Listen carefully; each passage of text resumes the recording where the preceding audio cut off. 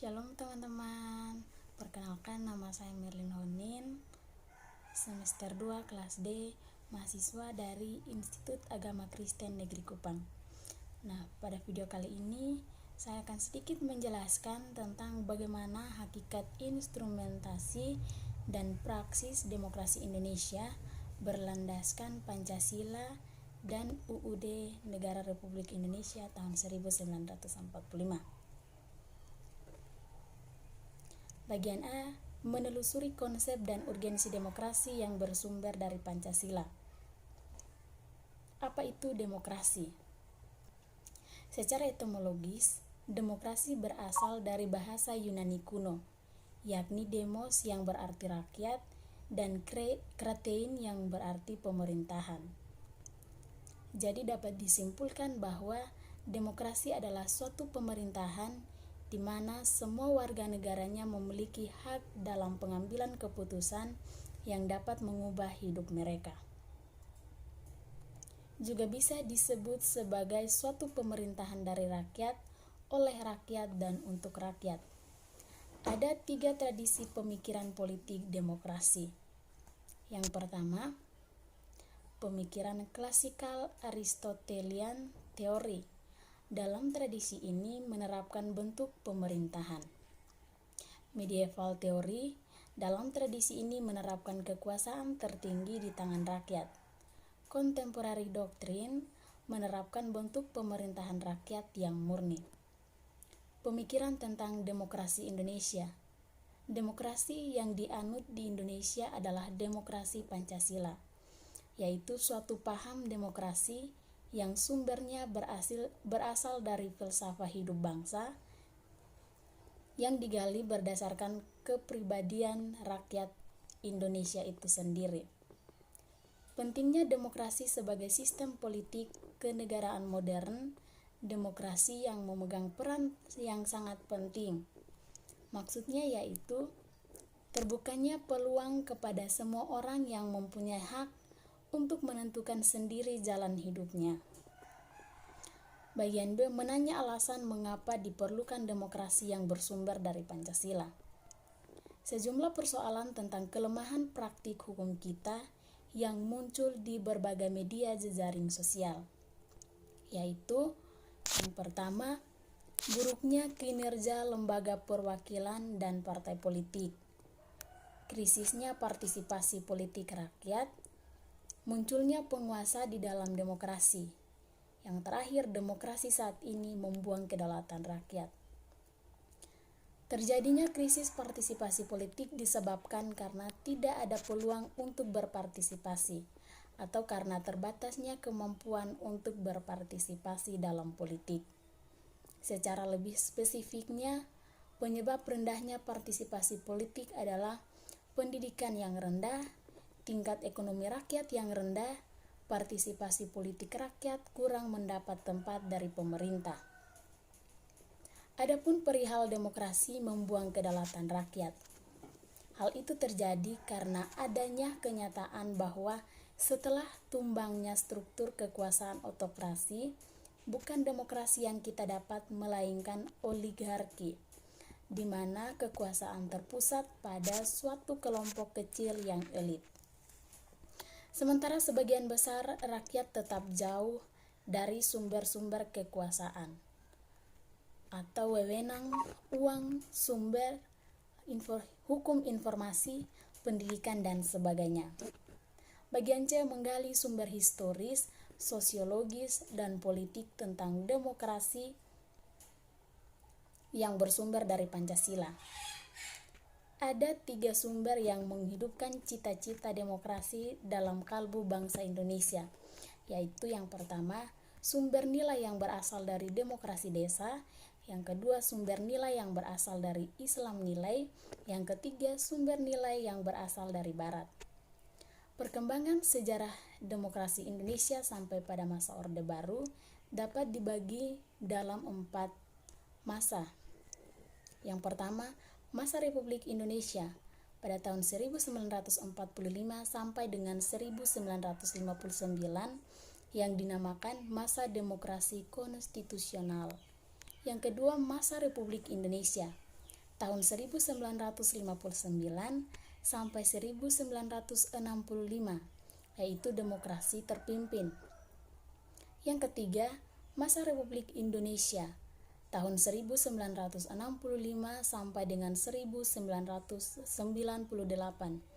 yaitu masa demokrasi Pancasila. Yang keempat, masa Republik Indonesia tahun 1998 sampai dengan sekarang, yaitu masa reformasi. Bagian D, membangun argumen tentang dinamika dan tantangan demokrasi yang bersumber dari Pancasila. Sepanjang sejarah, Indonesia pernah mengalami dinamika ketatanegaraan seiring dengan berubahnya konstitusi yang dimulai sejak berlakunya UUD 1945. Konstitusi RIS 1945, UUD 1950, dan kembali ke UUD 1945. Dan akhirnya kita telah berhasil mengamandemen UUD 1945 sebanyak 4 kali. Demokrasi kita dapat kita amati dari fungsi dan peran lembaga permusyawaratan dan perwakilan menurut UUD Negara Republik Indonesia tahun 1945, yakni Majelis Permusyawaratan Rakyat atau MPR, Dewan Perwakilan Rakyat atau DPR, dan Dewan Perwakilan Daerah atau DPD. Majelis Permusyawaratan Rakyat. Fungsi dari MPR sebelum dan sesudah adanya amandemen UUD 1945 tetap sama seperti berikut. Pertama, MPR sebagai lembaga perwakilan rakyat mengawasi jalannya pemerintahan yang dilakukan oleh pemegang kekuasaan eksekutif agar kekuasaan pemerintah tidak menindas rakyat. Dengan demikian, kekuasaan MPR tidak dijalankan secara sewenang-wenangnya sebagai pemegang kekuasaan legislatif untuk menjalankan keinginan rakyat yang diinterpretasikan dalam undang-undang dan sebagai pembuat UUD wewenang anggota MPR, yaitu pasal 3. Yang pertama, Majelis Permusyawaratan Rakyat berwenang mengubah dan menetapkan undang-undang dasar. Yang kedua, Majelis Permusyawaratan Rakyat melantik presiden dan wakil presiden. Majelis Permusyawaratan Rakyat hanya dapat memberhentikan presiden dan wakil presiden dalam masa jabatannya menurut UUD. Kewenangan MPR lainnya diatur pula dalam pasal 8 ayat 2 dan ayat 3 UUD 1945. Pasal tersebut mengatur tentang pengisian lowongan jabatan presiden dan wakil presiden secara bersama-sama, atau bila mana wakil presiden berhalangan tetap. DPR dalam upaya mempertegas pembagian kekuasaan dan menerapkan prinsip saling mengawasi dan mengimbangi yang lebih ketat dan transparan, maka ketentuan mengenai DPR dilakukan perubahan. DPD sesuai dengan konstitusi, format representasi DPD RI dibagi menjadi fungsi legislasi, pertimbangan dan pengawasan pada bidang-bidang terkait sebagaimana berikutnya. Bagian E mendeskripsikan esensi dan urgensi demokrasi Pancasila. Yang pertama, kehidupan demokratis yang bagaimana yang kita kembangkan. Nah, setiap negara mempunyai ciri khas dalam pelaksanaan demokrasi. Hal ini ditentukan oleh sejarah negara yang bersangkutan dan kebudayaan, pandangan hidup, serta tujuan yang ingin dicapainya. Sifat khas demokrasi di setiap negara biasanya tergantung ideologi masing-masing. Demokrasi Indonesia pun selain memiliki sifat yang universal, juga memiliki sifat khas sesuai dengan budaya bangsa Indonesia yang berdasarkan Pancasila. Sebagai demokrasi yang berakar pada budaya bangsa, kehidupan demokratis yang kita kembangkan harus mengacu pada landasan ideologi Pancasila dan landasan konstitusional UUD Negara Republik Indonesia tahun 1945. Mengapa kehidupan yang demokrasi itu penting? Karena dalam kehidupan berdemokrasi, rakyat memiliki kesempatan untuk berpartisipasi dalam pembuatan keputusan, memiliki persamaan di muka hukum, dan memperoleh pendapatan yang layak karena terjadi distribusi pendapatan yang adil. Seandainya demokrasi tidak terlaksana, maka asas kedaulatan rakyat tidak berjalan, tidak ada jaminan hak-hak asasi manusia, tidak ada persamaan di depan hukum, sehingga kita akan semakin jauh dari tujuan dalam mewujudkan masyarakat yang adil dan makmur berdasarkan Pancasila. Partisipasi dalam pembentukan keputusan. Dalam pembuatan keputusan, para pembuat kebijakan memperhatikan seluruh aspirasi rakyat yang berkembang. Nah, kebijakan yang dikeluar harus dapat mewakili berbagai keinginan masyarakat yang beragam. Contohnya, ketika masyarakat resah dengan semakin tercemarnya udara oleh asap rokok yang berasal dari para perokok, maka pemerintah mengeluarkan peraturan tentang larangan merokok di tempat umum. Persamaan kedudukan di depan hukum, artinya semua rakyat memiliki kedudukan yang sama di depan hukum dan harus dijalankan secara adil dan benar. Distribusi pendapatan secara adil. Semua warga negara berhak memperoleh pendapatan yang layak. Pemerintah wajib memberikan bantuan kepada fakir dan miskin yang berpendapat rendah. Tidak hanya itu, pemerintah juga harus tetap giat membuka lapangan kerja agar masyarakat bisa memperoleh penghasilan. Bagaimana penerapan demokrasi dalam pemilihan pemimpin politik dan pejabat negara? Berdasarkan sistem demokrasi yang kita anut, seorang pemimpin harus beriman dan bertakwa, bermoral, berilmu, terampil, dan demokratis. Dalam sejarah pun tercatat bahwa semua pemimpin yang zalim dan tidak bermoral tidak akan mendatangkan kesejahteraan bagi rakyatnya. Rangkuman demokrasi yang bersumber dari Pancasila.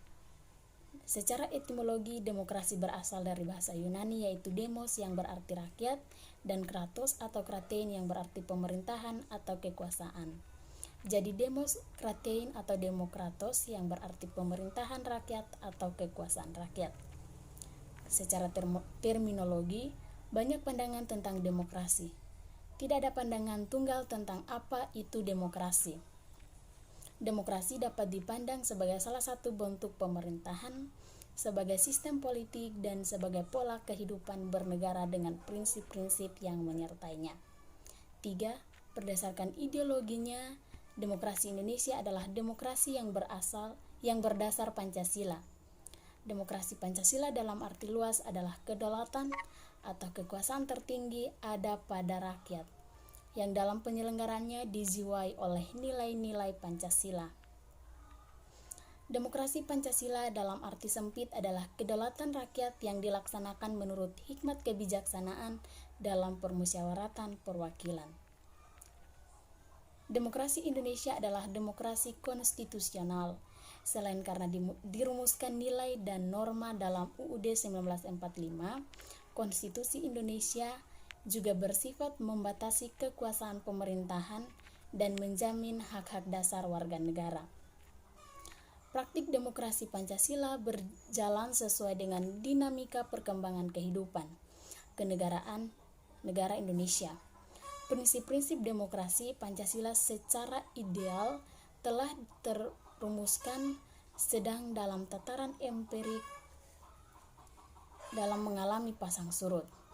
Sebagai pilihan akan pola kehidupan bernegara, sistem demokrasi dianggap penting dan bisa diterima banyak negara sebagai jalan mencapai tujuan hidup bernegara yang sejahtera dan adil. Terima kasih. Salam.